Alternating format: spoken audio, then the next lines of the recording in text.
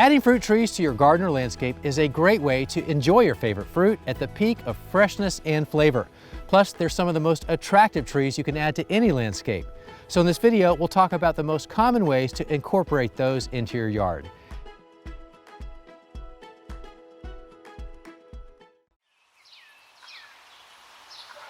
Planting a fruit tree is an investment in your landscape, and it should be planned carefully. The tree will not only provide beauty, shade, and food, but it will also give you depth of flavors that you won't find in a grocery store fruit. Most of the fruit in the grocery store was harvested early so that it would travel well, but a homegrown fruit is allowed to ripen to perfection on the tree and allows the sugars to develop fully. Whether you grow apples, pears, or even peaches, there are literally hundreds of varieties to choose from.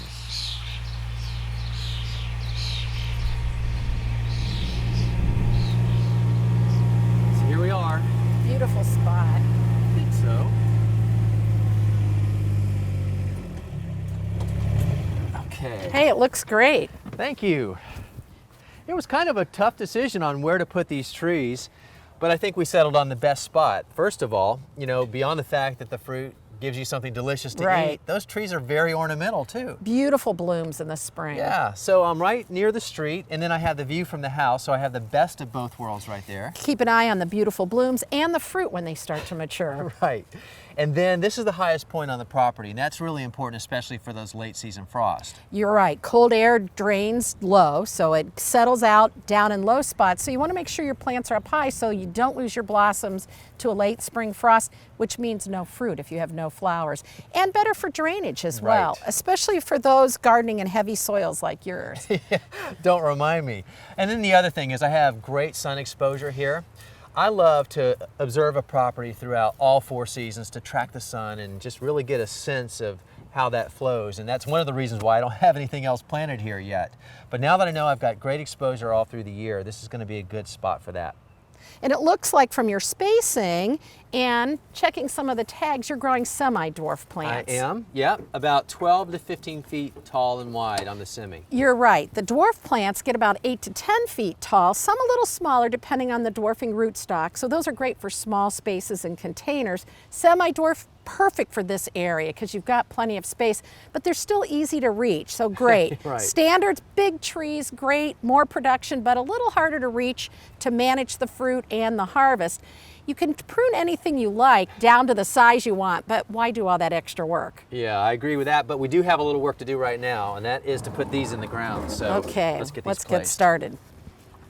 Thank you, Melinda. You bet. Okay, so I have peaches, apples, and pears, kind of an eclectic mix of semi-dwarf trees, but that's not the only consideration you have when you're trying to decide what to buy. Right, you want to consider flavor and use. Do you like sweet or tart apples? Are you going to make pies, jams, or jellies? You want to pick the variety that works best for those uses. Exactly, and then if you only have room for one tree, it better be a self-pollinator, and there aren't that many of those, especially with apples. But the good news is, if you or your neighbor have a crab apple within 50 feet of your apple and they bloom at the same time, you've got a source of pollen and you'll still get a good harvest. Yeah, and then probably the most important consideration for a lot of people, the disease resistance. But thankfully there's some good varieties today for that. Right, breeders have been doing a good job of building in some resistance into many of our fruit trees. So it means less work, less maintenance, better quality. And you also get to choose what quality you want. Maybe you tolerate some damage, but cut out the damaged portions and eat those fresh or use them right away. Save the blemish-free fruit for storage. Yeah, and then in the process you're using a lot less chemicals too. For some people, planting a bare root shrub or tree is a new experience, but there's a few things that you can do to ensure success. And the first is to inspect the root system. Right, we want to look for any broken, damaged roots and cut those off. Any that are winding around the base of the plant because they'll continue to encircle the plant and eventually girdle it. And if you have any really long roots that will extend beyond the planting hole, trim those off. But I think we're pretty good right here. Yeah, we are, and that's one of the reasons that you want to dig a nice wide hole, about 2 to 3 times the area of the root mass. But with a bare root tree or shrub, you do something else, and that's to mound the center of the area.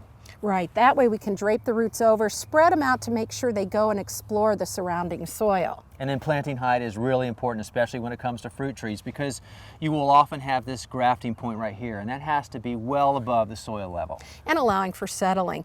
And that's why I like to backfill with the existing soil. Put the plant in the soil it's eventually going to grow in. Yep, and then just add the water and mulch.